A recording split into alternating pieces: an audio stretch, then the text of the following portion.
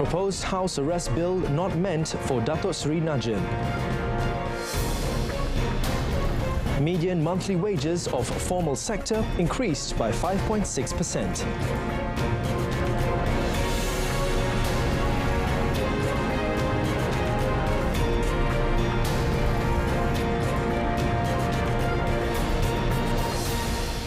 Good evening and salam Malaysia Madani. You're watching Malaysia Tonight with me, Daryl Baptist.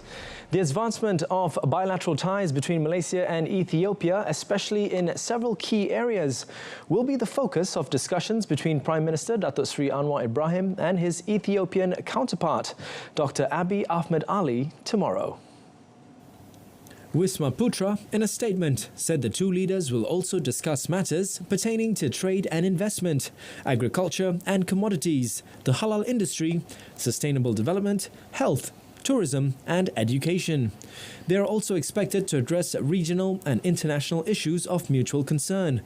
Ethiopia was Malaysia's 26th largest trading partner in the African continent in 2023, with the trade balance in Malaysia's favour. Trade between Malaysia and Ethiopia was recorded at 446.8 million ringgit, with Malaysia's exports to Ethiopia amounting to 358.6 million ringgit. Dr. Abiy is on a two-day working visit to Malaysia starting today. Moving on to updates from our Deputy Prime Minister, the tsunami tragedy can enhance commitment and cooperation among ASEAN countries regarding the urgent need for coordinated efforts to reduce natural disaster risks. Deputy Prime Minister Datuk Seri Dr. Ahmad Zahid Hamidi, also the chairman of the National Disaster Management Committee, stated today that the tsunami underscores the necessity for stakeholders to improve preparedness, resilience, mitigation and adaptability in disaster response. Attending the commemoration of the 20th anniversary of the Indian Ocean tsunami and ASEAN Day for Disaster Management, he recalled the tragedy that claimed over 230,000 lives across 14 countries and significantly impacted communities in Southeast Asia and the Indian Ocean region. He noted that the event is highly significant since the 2004 tsunami transformed approaches in managing disaster risks. Before the ceremony, the Deputy Prime Minister and representatives from ASEAN member countries planted trees as a symbol of ongoing recovery efforts and respect for the resilience of nature and the affected communities. Datuk Seri Dr. Ahmad Zahid's participation in the 12th AMMDM reflects Malaysia's commitment towards strengthening diplomatic relations with ASEAN countries, enhancing regional resilience against natural disasters, and fostering closer ties with Malaysians abroad. The proposed House Arrest Bill was not meant for jailed former Prime Minister Datuk Seri Najib Razak. Government spokesperson Fahmi Fadil said the bill is government's steps towards adapting a restorative justice system rather than punitive. Seseorang individu yang telah didapati bersalah kembali ke dalam komuniti. Antara hasrat kerajaan, pertama kita dapati pada tahun lalu jumlah yang berada dalam penjara lebih ramai daripada kapasiti yang sepatutnya. Kapasiti penjara-penjara kita adalah sekitar 74,000 orang, tapi pada tahun lalu terdapat 87,000. Jadi tahun lalu telah diadakan satu pilot project di mana 5,000 orang telah menjalani proses boleh disebut sebagai rehabilitasi dalam komuniti. Ada di kalangan mereka yang dikenakan beberapa syarat. He said studies conducted once the Pioneer project was implemented showed that the number of repeat offenders have gone down to only 15%. Fahmi added that the prison population exceeded the system's intended capacity of 74,000 inmates. The Home Ministry reported last year that the Prisons Department had saved approximately 19 million ringgit as a result of these efforts. On another matter, Fahmi said the Cabinet has in principle agreed to amend the Penal Code and Criminal Procedure Code to tackle cyberbullying issues. The bill regarding to the amendment is expected to be tabled in this parliamentary session. Selain daripada itu, satu undang-undang yang dinamakan Undang-Undang Keselamatan dalam Talian ataupun Online Safety Act yang ringkasannya ONSA akan dibawa ke Parlimen juga untuk memastikan bahawa dari segi secara keseluruhannya internet kita menjadi lebih selamat, terutama untuk kanak-kanak dan keluarga.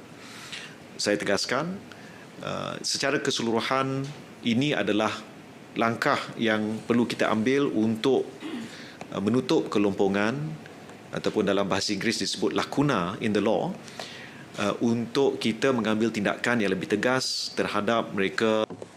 The Online Safety Bill aims to focus on improving the legal framework to better protect Malaysians in the digital age.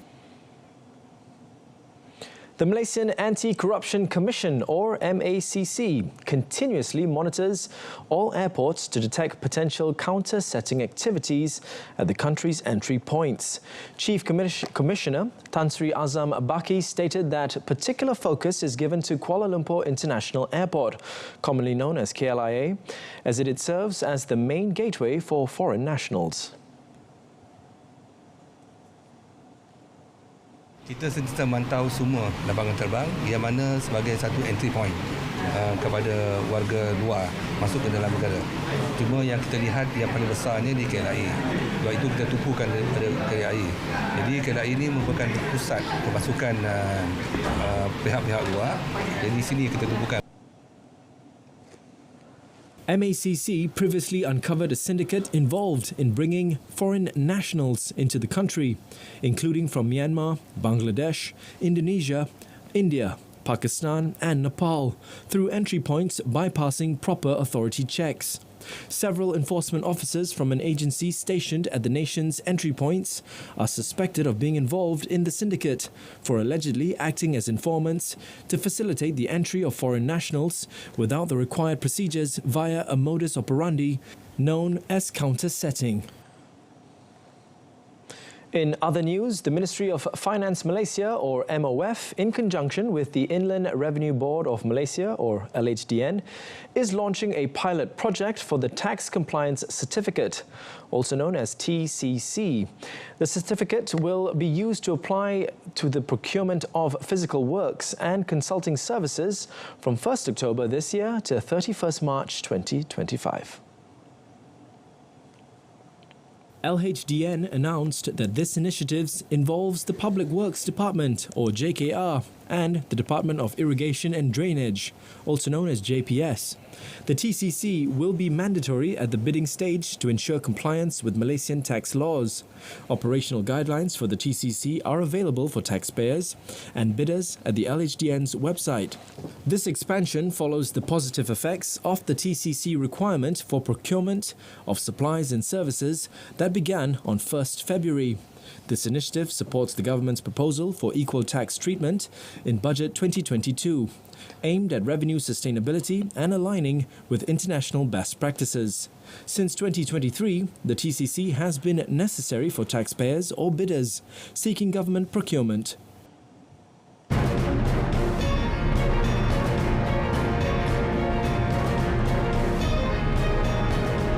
Coming up in business, selection of Malaysia as BRICS partner country opens up new opportunities. Stay tuned.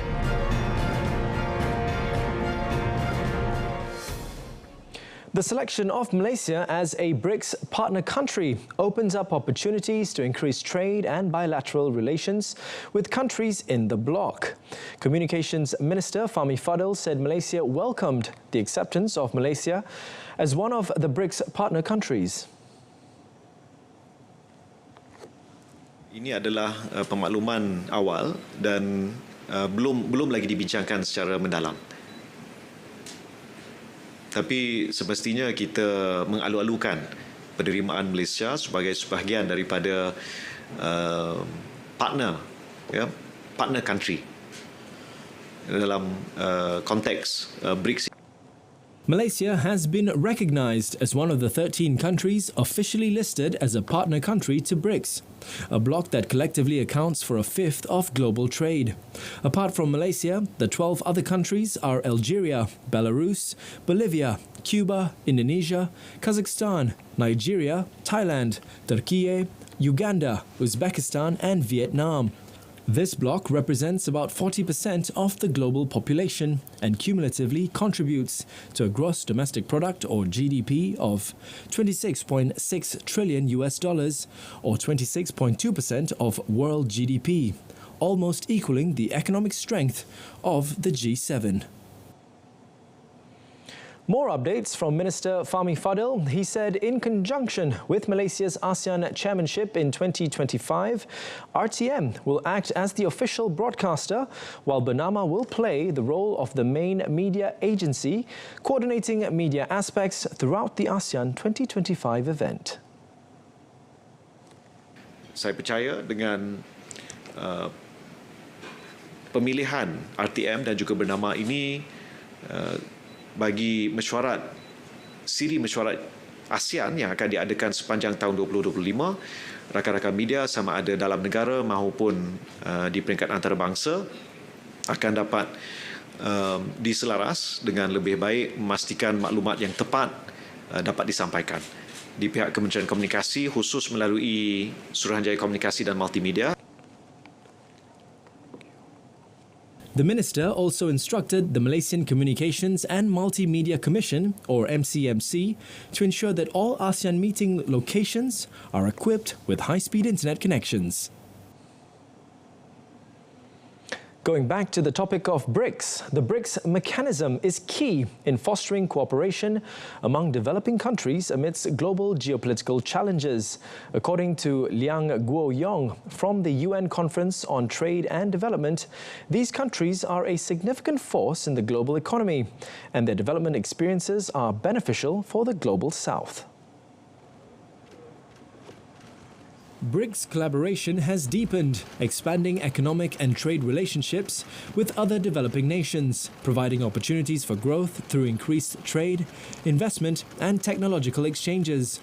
Liang pointed out that the rising strength of global South countries has renewed focus on South-South cooperation, which now comprises nearly 40% of global trade. This cooperation is crucial for enhancing trade, investment and infrastructure in developing nations. He highlighted China as the largest global trading nation and a major player in providing market opportunities for developing countries. He cited initiatives like the Belt and Road Initiative and the establishment of the Asian Infrastructure Investment Bank as drivers of economic collaboration among developing countries. Looking ahead, China will continue to promote globalization and support the UN's 2030 Agenda for Sustainable Development. The Ministry of Investment, Trade and Industry, MITI, has formed a pro-tem committee to merge the Malaysia External Trade Development Corporation, also known as MATRADE, with the Halal Development Corporation, known as HDC. This merger seeks to bolster Malaysia's global halal market position by integrating support for halal exporters, especially SMEs. Following Prime Minister Datuk Seri Anwar Ibrahim's Budget 2025 speech, MITI aims to create a unified halal trade ecosystem. The collaboration will leverage MATRADE's export capabilities and HDC's industry knowledge, enhancing market access for Malaysian halal goods via 49 global trade offices. The merger is expected to strengthen the halal sector, create local jobs, and elevate the HDC brand. It will also strategically prepare Malaysia for its ASEAN chairmanship in 2025, aiming to boost investments and exports in Asia and with key partners. MITI, MATRADE and HDC will also collaborate with stakeholders, including Jabatan Kemajuan Islam Malaysia, or JAKIM, to uplift the halal industry. MITI believes this merger will strengthen the halal trade ecosystem and enhance Malaysia's global halal leadership. The median monthly wages of the formal sector rose by 5.6% in June 2024 to register 2,745 ringgit compared to the same period last year. The increase in median monthly wages signifies positive momentum in Malaysia's labour market in the second quarter of 2024.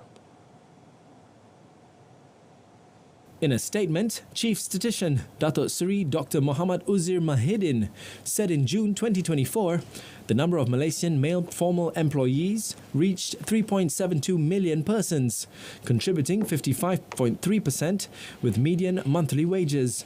Meanwhile, female formal employees accounted for 44.7%, equivalent to 3.01 million persons. All economic sectors showed positive growth in median monthly wages.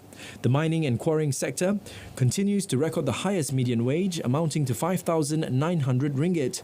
On the other hand, agriculture, which includes 1.9% of the total number of formal workers, recorded the lowest median monthly wage of 2,000 ringgit. Expanding on that positive momentum, Malaysia's economy is expected to remain resilient, with the leading index, or LI, recording 4% in August 2024. This growth reaching 114.3 points as compared to 109.9 points in the same month of the previous year. Datuk Seri Dr. Muhammad Uzir said the growth reflects improvements across all components of the index. Looking at the smooth long-term trend in August 2024, the LI consistently exceeded 100 points, indicating that the Malaysian economy is growing steadily, bolstered by strong economic fundamentals and positive outlook of external trade. However, Chief Statistician noted that on a monthly basis, the LI declined by 0.7%, down from 115.1 points in July 2024. This due to significant reductions in the real imports of semiconductors, expected sales value in manufacturing, and Bursa Malaysia Industrial Index. The Coincidence Index, or CI, which reflects the current economic landscape, recorded a positive annual growth of 2.1% in August 2024, reaching 126.5 points as compared to 123.9 points in the same month of the preceding year. Welcome to On the Table. Obviously, there are two main engines of growth in any economies. What are the implications of Malaysia's growth on employment, income levels, and also standard of living per population? From a historical perspective, it's been good. The capacity in our country can be built to be in the same level as the world standards.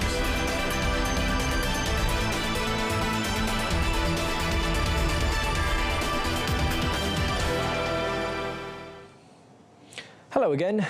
The ringgit is expected to strengthen by 5% if the current United States Vice President Kamala Harris is elected as US President before the end of the year.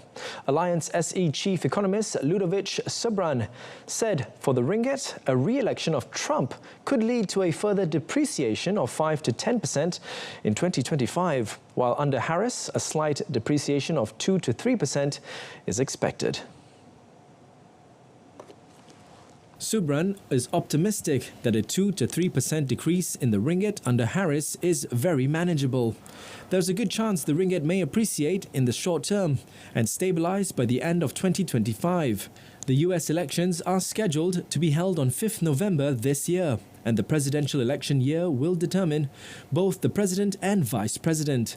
Related to inflation, he said Malaysia's inflation is likely to trend at 2.3% in 2024 and 2.9% in 2025. He did not expect to see a higher range of inflation, but it is true that withdrawing subsidies and increasing the value-added tax can create a natural inflationary effect, serving as a one-time base effect. No third party has ever been appointed by the Employees Provident Fund, or EPF, to manage any applications from its contributors. It stated that there are various tactics used by irresponsible parties to deceive members.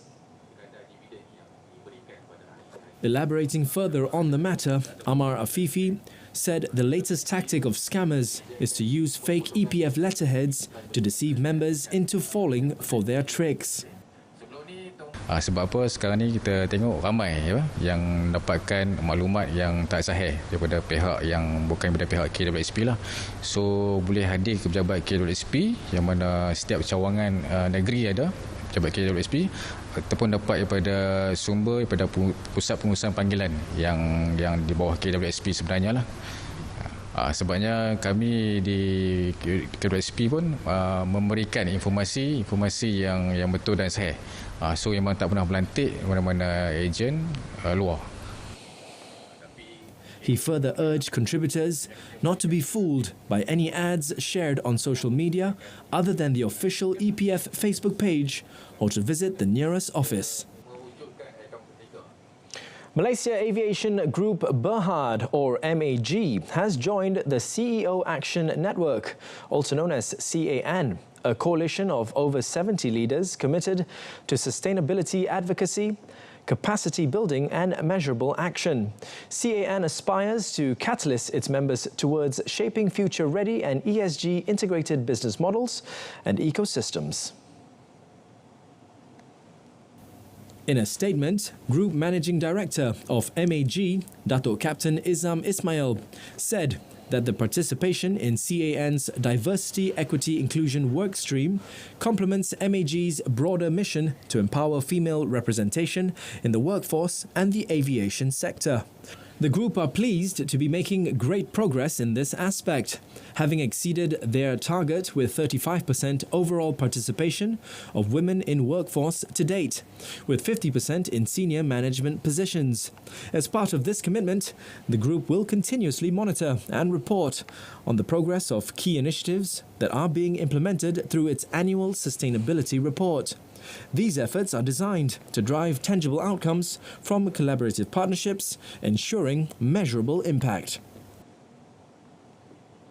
AirAsia ex Berhad carried 1.08 million passengers in the third quarter of 2024, representing a 34% year-on-year increase, and delivered a strong passenger load factor of 84%, up by 4 percentage points. In a statement, the airline said the performance was realized as more aircraft returned to service over the past year, effectively ramping up seat capacity by 27% year to year. In terms of network, in third quarter 2024, AirAsia X launched flights to Changsha, Medina, and also reintroduced its Taipei-Osaka route, capitalizing on the fifth freedom right it holds in the market. As of the end of September 2024, more than half the routes within its network served daily flights as the company continues to focus on catering to high travel demand. Moving on to another airline, Boeing. Factory workers voted to reject a contract offer and continue a more than 5-week strike on Wednesday, in a blow to new CEO Kelly Ortberg's plan to shore up the finances of the struggling airplane maker. 64% of the workers voted against a deal which offered a 35% rise in wages over 4 years. This development is a major setback for Ortberg, who took the top job in August on a pledge to work more closely with factory workers than his predecessors. The union has been seeking a 40% pay rise and the return of the defined benefit pension.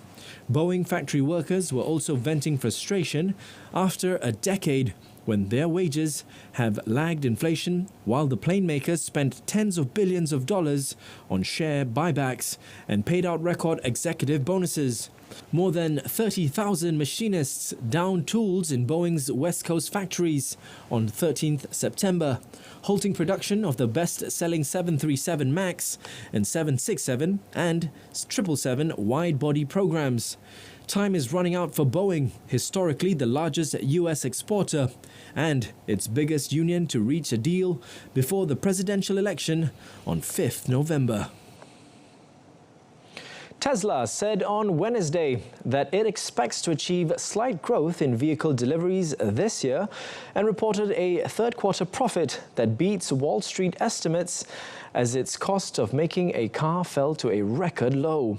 Tesla shares surged 7% after hours, adding nearly $50 billion in market value as investors cheered what looked like improvements in Tesla's core business of selling cars. Its CEO, Elon Musk, has been focused on transforming Tesla from a pure-play EV maker to a leading force in autonomous driving and artificial intelligence.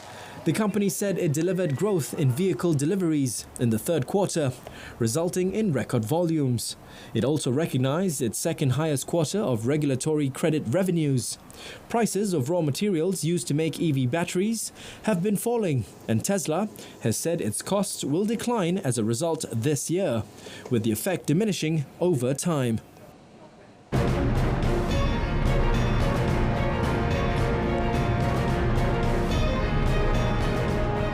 On the foreign front, Israeli strike kills 3 media personnel in Lebanon.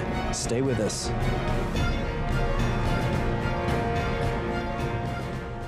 But before that, residents of the northern Philippines used spades and rakes to clear their homes of mud and debris, while others still awaited rescue as the death toll from tropical storm Trami rose to 66. Tens of thousands remain displaced after fleeing floods driven by a torrential downpour that dumped 2 months' worth of rainfall over just 2 days in some areas. As Trami departed the Philippines in the early hours, travelling west over the South China Sea, the storm's death toll was swelling as fresh reports of victims emerged. Government offices and schools across the main island of Luzon remained shuttered Friday, and the storm surge warnings were still in place along the west coast, with potential waves as high as 2 meters. An official tally late Thursday reported 193,000 people evacuated in the face of flooding that turned streets into rivers and half-buried some towns in sludge-like volcanic sediment set loose by the storm. About 20 big storms and typhoons hit the Philippines or its surrounding waters each year, damaging homes and infrastructure and killing dozens of people. More tragic news, I'm afraid. An Israeli strike early on Friday morning killed at least 3 journalists and wounded several others as they slept in guest houses used by media in Hasbaya in southern Lebanon. Those killed were camera operator Ghassan Najjar, and engineer Mohammad Reda of the pro-Iranian news outlet Al Mayadin, and camera operator Wissam Qasim, who worked for Hezbollah's Al Mana. The strikes made it the deadliest day for media in a year of hostilities between the Israeli military and Hezbollah. There were no immediate comment from Israel, which in general denies deliberately attacking journalists. 5 journalists had been killed in previous Israeli strikes in Lebanon during the conflict, including Reuters visual journalist Issam Abdallah. Hasbaya is a town inhabited by both Muslims and Christians. There have been attacks on its outskirts in recent weeks, but Fridays at around 3 a.m. local time was the first on the town itself. That's it from us this evening. In our top story, proposed House arrest bill is government's step towards adapting restorative justice system. Do join us again tomorrow at 12:30 p.m. on TV2 and Saluran Berita RTM. Or you can always stream us online on RTM Click's website or mobile app. Till then, I'm Darryl Baptist. From the river to the sea, Palestine will be free. Thank you for watching, and may you all have a memorable weekend ahead. Good night.